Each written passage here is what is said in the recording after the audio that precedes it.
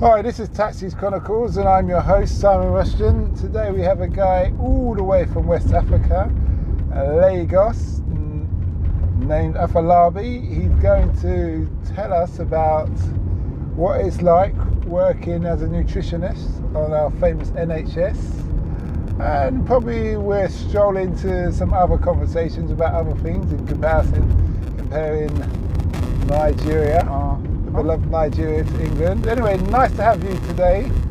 Yeah, same here. Nice to be here. Nice to be your whole passenger. So how did you get into the world of nutrition? It all started. I started from the bottom, to be literal. I got there as a kitchen porter. You got where? I got into NHS. Okay. As a kitchen porter. So I found my way to where I am right now by being not letting what people say about not achieving your goal affect me. Okay. I didn't settle for less.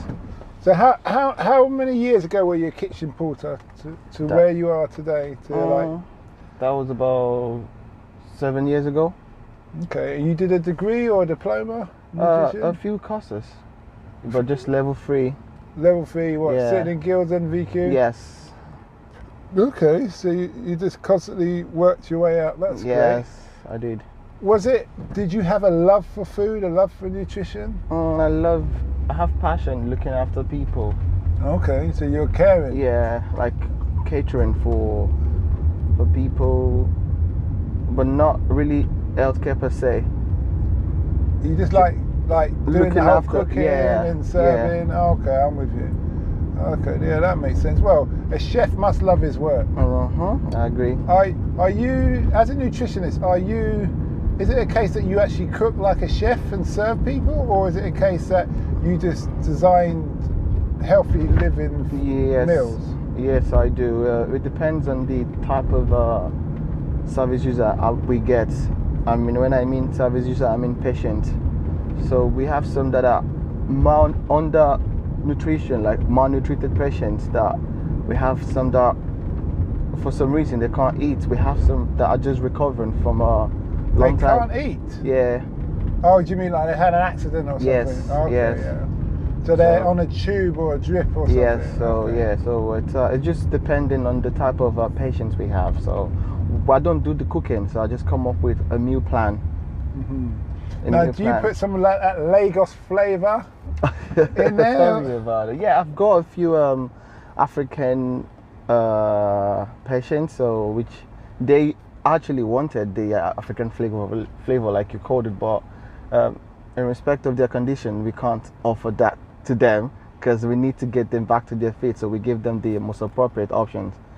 So can you give them the flavour without the flavour? So without the spices, and the African dish without the spices and all the other things that they do? We can, but to a minimal stage, and then we give them the option of additional flavors if they want it or they don't want it. Like it comes in a sachet alongside their food, so they can make it spicy or not. But the general cooking has to be on a very, very, very, very standard level, like not too hot, not spicy, I understand.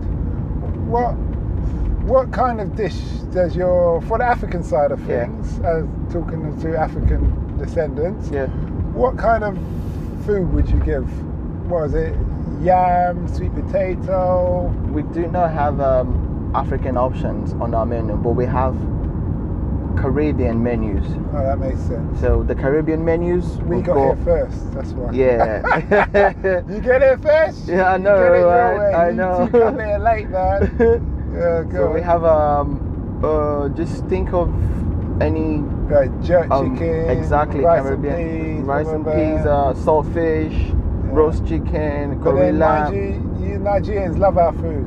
We actually we're very, very, very, very similar in food aspects. So most African patients that we get, they go for the Caribbean option because that's the closest. Yeah, I see what you mean. The only thing we don't have is like the fufu. Yeah. Pounded yams Yeah. and stuff. Yeah. I don't think does Caribbean have any food that you eat with bare hands? Well, patties? No, not really. Not really. Yeah, well, rotis, patties, dumplings, all things that you eat with your hand. Jerk chicken, you eat with your hand. Yeah. Okay, to be In okay, that sense, probably. but not the where you do communal sharing. Definitely. Okay, good then. I put in the wrong context then. Yeah, but you got what I was trying to say. We don't do the communal sharing. We kind of lost that in our heritage, which it's one of those things and stuff. Yeah. Such is life. As in, So, do you see a future for yourself in the nutrition business? Like you're going to be going up higher, getting more and more qualified? Yeah, but I'm targeting being the catering manager. I mean, like the whole department. That's my goal. Okay. So yeah, but just then I'll need diploma. I mean, proper, certifications and all. Yeah, but so you can do it. Yeah, you've worked your way up this high. Definitely. You did what you had to do. So I'm just doing everything bit by bit, like when the chances come. Basically, I was offered the chance. The position I'm in, I was offered. So due to my enthusiasm at work, and then I was told the criteria, what's needed to be done, and then at least I had someone to put me through the way. But I proved I was ready for it. Like I could do it. So that was why I got the chance. Do you get me? So. Okay. So I'm working towards being the manager as well. Well, I know it's gonna take a lot, but I'm doing all of my possible. You know what it is? We had a saying in the military: if you ain't dead, you can go on. Do you understand? Because that's the only thing that's going to stop you. Yeah. Do you understand? Think of it. Stephen Hawking was in a wheelchair, and he became known as the most intelligent man on the planet. And he could even wipe his own arse by the end of it. You think about that. I know. So really, truly, if you look at even our achievements combined together, there's nothing compared to that. True. True. Well, there's a saying that the only person that can stop you is you. Yeah. Well, get out of your own way. That's the thing. Yeah. It's like we're going to make this a church session. Yeah. So how have you found living in England? Obviously, you've been here 12 years, but you go back to Nigeria. What's the pros and cons compared to Nigeria, compared to England? I know everybody's here for that sterling, that Queen's Head. No one's here for the weather and the food, regardless of you being a nutritionist. So what if somebody's to say, why did you leave Nigeria? I was looking for greener pasture. That's the whole truth. What age did you leave? There's so many options. Now, what age did you leave? I turned 35. When you was 25, you left? Yes. Okay. When I was 24, to be specific, yeah. Okay. And you came here on your own? No, I came here married. Oh, you're one of those. There's a story, yeah? I have been married. Did you marry? Are you still married now? No. We're separated, but we're still married. Was it the lady I saw? No. No. Was it one of those ones where you meet somebody online? Exactly. You end up getting married. Yeah. We have kids together. Okay, how many kids you got? We've got 2 kids. Okay. A boy and a girl. How old? 6 and 4. Okay, yeah, I've got a 4-year-old. Yeah. Okay. Yeah, they're energetic. Tell me about it. Always running around. I usually take time off work to see them because that's personal anyway. But you're great. No, that's good. It's nice. You're a family man. You're motivated. You see the reason why you're motivated, not just because of where you come from, because you've got responsibilities. Yes. No, that's great. It's a great story. So back to the Nigeria now. So you left obviously greener pastures, whether it's financial, whether it's love, whether it's a combination of both. No one's judging anyone here. It's just one of those things, and stuff. What was it like living in Nigeria? Believe me, Nigeria, I have everything. Obviously, I still do. When you say you have everything, what's everything? A job, So okay, so what were you doing in Nigeria? Yeah, my dad runs a automobile company. Okay. Yeah, so I What, was like, manufacturing cars? not really, Or but just selling sells. them? Yeah, buys Okay, and yeah. sells. So There's a showroom. yep. So I was in charge, like doing well. Mm-hmm. So yeah, so in Nigeria you need to be financially stable. Mm-hmm. You need to be connected. Yeah. Okay. So, and to be connected, to be financially stable, you need to know people. When I said people, I mean it's not easy for someone like how do I put it? How do I say, like someone who doesn't know anybody? So if you are not entwined with one of the tribes, let's say, because I used to live in Kenya for 5 years, and I went there and set up business, but one of the tribes, you could say, welcomed me in. So they introduced me to their network of business, and things became a lot easier. And then my business partner was one of the tribes. But if I had tried to do it all on my own, I could have come unstuck very easily. Exactly. So that's it about Nigeria. Nigeria, you just need to know the right people. So you see there's so many graduates out there looking for a job, and then there's so many people that are undergraduate that get a job because they know someone that knows someone. Do you understand? So education doesn't really go a long way in Nigeria. It's just help you to communicate. Here with your qualification, if you get a good degree, a certificate, you got so many options, offers and all. But back home, it's quite. It's not like that. That's just the way I can put it. It's not like that. Yeah, I understand that. There's different parts of the world. There's different things. Yeah. For whatever bit of reason, but it's always changing people's mindsets is always going to be different. Yeah. You know, it's like if you went to do business in China, you could do business and take things to other parts of the world, but to set up a business there and sell to them, they may be not too forthcoming. Especially with the communist system, the government will own for 51%, if not 80% of your company. But you know, what do I know? I'm just a taxi driver. Yeah. Well, with a lot of knowledge. Yeah. So you moved to what was the nightlife like in Nigeria? Oh, nightlife. It's like night. It's dark, but that doesn't mean it's night. That's the best way I can really, like, people leave.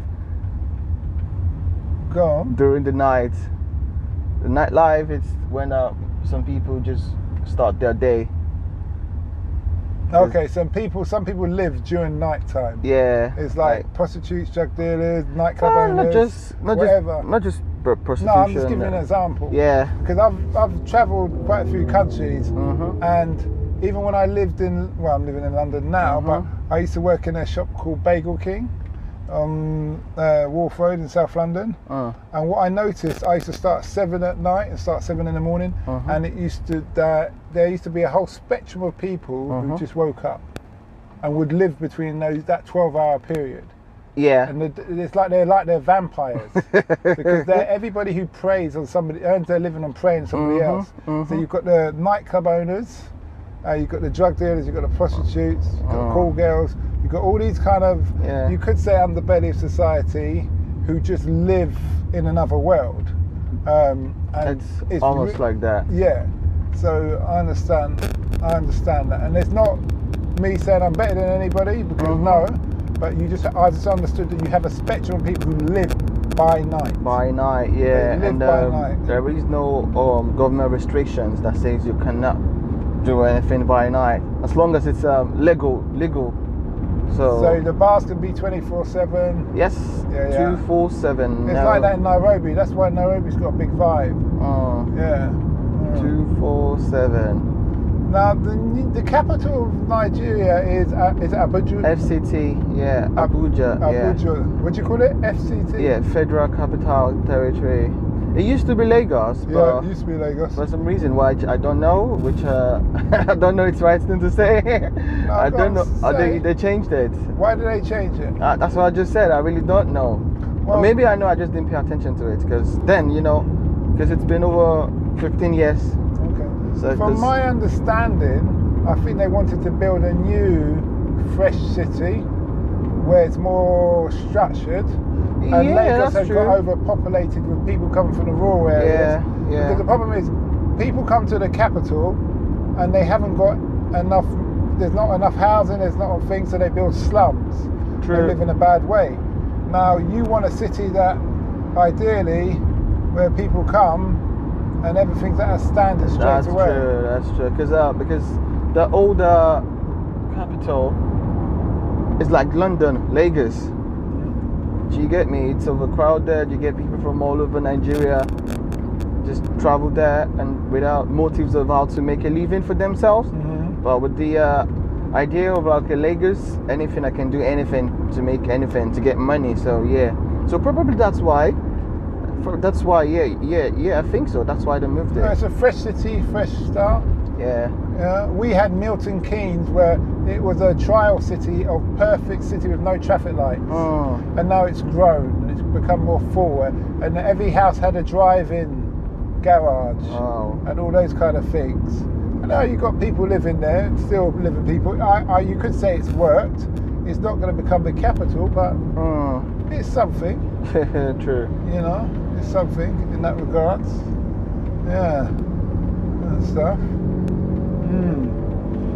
So you were doing quite well in Nigeria with your family and the business. So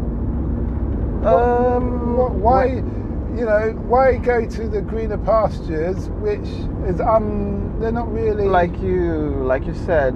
So my meaning of greener pastures, it entails finding something better.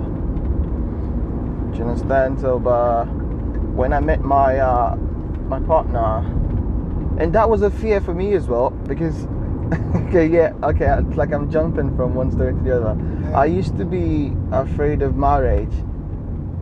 I understand that. Yeah. I understand that. Yeah. So because I know the people from our country, women, if I'll be specific, women. Yeah. So then now when I met this person, I was like, okay, it's like maybe I'll give it a try. Okay. Yeah, so is she English born? No, she's Nigerian as well. But okay, so it's a real love. Okay, yeah. That's great. Okay. But she was born in Ireland. Born in Ireland. Yeah. Okay, but she found a man from the mother country. Yeah, so that's part of the reason why I moved. Like, okay, because she's from here. Mm-hmm. She was in Nigeria a few times, but the same tribe.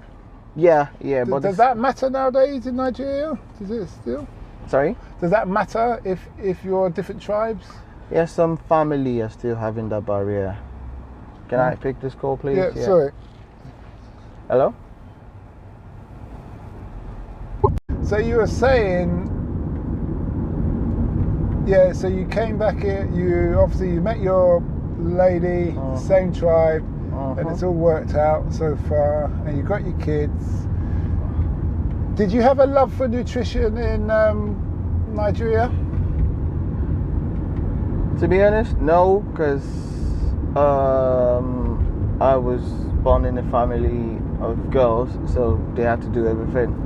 Okay. So you got no brothers? But I knew, I got no brothers.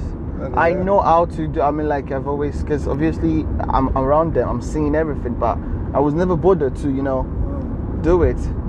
How many sisters have you got? 4 sisters. Whoa. Are you the oldest or the youngest? Nah, I'm in the middle. 2 before and 2 after. So are you treated like a little brother? Then, or now? Well, right, both. Then I was, but right now, after I lost my dad, it's the African thing. I'm like the head of the house now. Oh, is it? Okay. Like the man in the house. And how do they take to that? Are they accepting that you're the head of the house? Basically, just whatever that has to do with the family needs to go through me. Okay. I hear you. I like that. I do. I like that. Coming from the Caribbean, it's kind of different, really. Because we're obviously mixed with the very English ways. Yeah. But I do respect that because it brings some order, accountability, responsibility. I had some Ghanaian friends who had that same kind of thing one time when they were younger, and my friend, I knew both of them as brothers, but one was the older, and the older one was in my class. And he says, Simon, I've got to get serious because my mum is talking to my younger brother as if he's the man of the house. And it's disgraceful. I can't accept that. So I need to improve my life. Yeah. And I thought, that now I look at it, I didn't really think anything there. Then I just thought, yeah, fair enough, mate. But now I look at that had such an impact. It does. That you don't want that power, that responsibility to be passed to the younger sibling. It's a bit like Game of Thrones. And that has caused so many downfall of families. I mean, brothers against each other. You get what I mean? So would you say that the parents' job is to teach them to be united from a young age? It is. So he may make that overall decision, but you must always consider everybody's opinion. Yeah, like we are all equal regardless of the gender. Okay, that's interesting. Gender and yeah, I would say gender and age. Because what I noticed with the Arab and the African culture is very similar in the way they look at things, family structure wise, and accountability and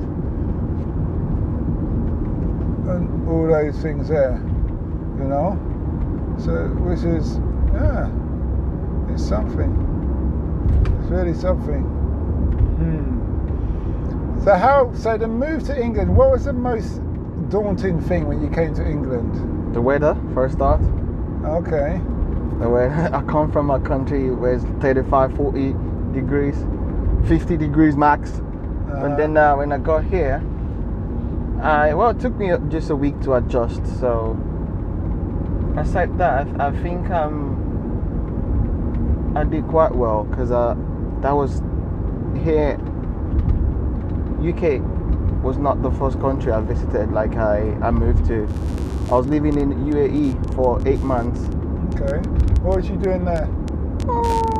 There I was almost similar thing I was doing in Nigeria, car dealing.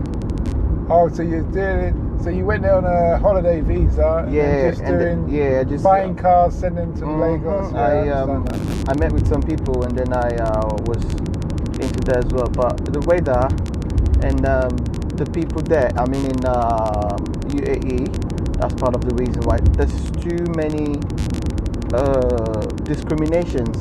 Oh, because you're African. Yeah. Go on, tell us about that. Yeah, like in certain no off license there, but you know, like corner shops, they'll tell you that you can't come in. They won't be direct, but obviously it's because of the color. Okay. Do you understand? So they just say no. Yeah. No. Yeah. Is that because were you dressing like you were Arab black or African black? There's a African difference. black, yeah. There's a difference. See, if you dressed in their cultural clothes, definitely, there'd be they'll be welcoming. They look at you respectful, but because they see a negative picture of the African. Yep. They're like the Nigerian. Especially a guy with 2 piercing. Yeah. They don't understand that. Why did you do that? You know. Yeah. So I just thought, okay, this is not for me. Okay. And then I went back to Nigeria. Then things got. Because the UAE, is it Oman, has a lot of black people. Yeah. It has mainly black. In comparison to Arabs, it has more blacks compared to Arabs. Is it? Yeah, because they're taken from East Africa as slaves.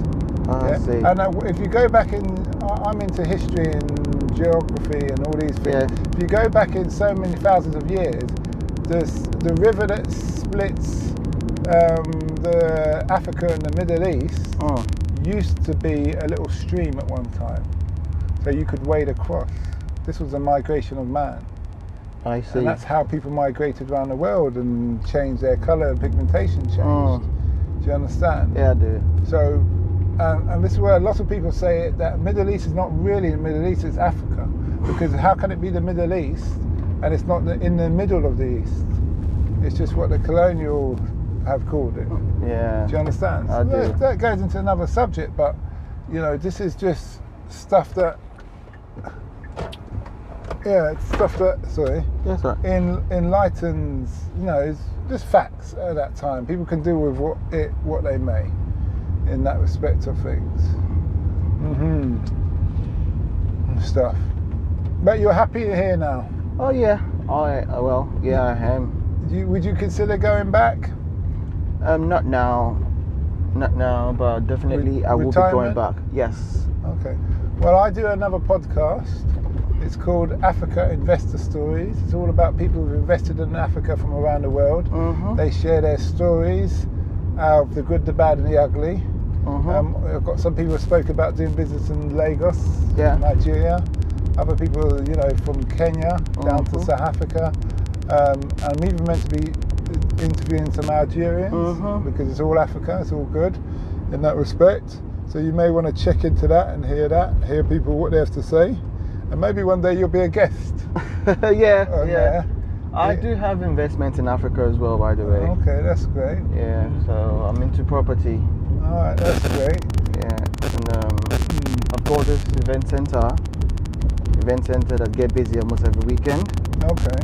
So events as in singing, dancing, performing arts? No, like an open space, a rent. Okay, to people who want to do whatever. Alright, that's good. So, people get married every weekend. So. Oh, like that. I'm with you. Yeah, so. Some big old weddings, big headdresses. So I'm actually looking to expand. So that's a project for next year. That's great. But anyway, on that note, thanks for being a guest on the show. It's very nice. It's a pleasure. To the people on the show, I hope you found, to the listeners out there, I hope you found this interesting. I won't probably repeat about Africa investor stories because I just had earlier on.